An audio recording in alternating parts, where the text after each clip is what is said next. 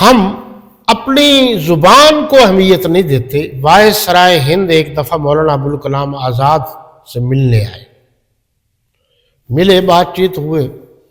ابوالکلام تو پھر ابوالکلام تھا۔ اس نے تفسیر لکھی ہے 3 جلدوں میں، ترجمان القرآن۔ اس میں بھی انہوں نے لکھا ہے کہ اللہ کے نبی کی 4 بیٹیاں تھیں۔ جو انڈیا کا وزیر تعلیم رہا ہے، ابوالکلام آزاد انڈیا کا وزیر تعلیم رہا ہے، ہمارے بزرگوں میں ان کا شمار ہوتا ہے۔ تو جناب بہت بڑا ذہین و فطین انسان تھا، جس کی ذہانت اور فطانت پر تو امیر شریعت سید عطاء اللہ شاہ صاحب بخاری بھی ان کی تعریف کرتے تھے۔ تو بات چیت ہوتی رہی ابوالکلام آزاد سے وائسرائے ہند کی۔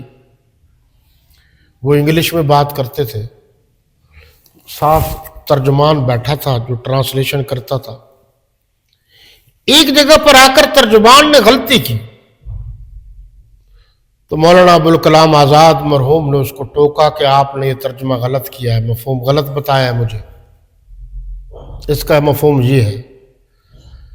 پروگرام سے فارغ ہوئے تو وائسرائے ہند نے کہا، مولوی صاحب، مولانا، جب آپ کو انگلش پر اتنا عبور ہے تو آپ براہ راست مجھ سے انگلش میں بات کرتے، خام خواہ ترجمان کو تکلیف دی۔ تو مولانا ابوالکلام آزاد نے تاریخی جملہ فرمایا کہ تم 5000 میل کا سفر کر کے یہاں آئے ہو، اپنی زبان نہیں بھولے، اپنی زبان میں بات کر رہے ہو، میں یہیں کا ہوں، ہندوستان کا ہوں، میں اپنی زبان کیسے چھوڑ دوں؟ جب تم اتنا سفر کر کے اپنی زبان نہیں چھوڑتے، میں اپنی زبان کیسے چھوڑ دوں؟ میں بھی اپنی زبان میں بات کروں۔ سمجھنے والوں کے لیے کافی ہے۔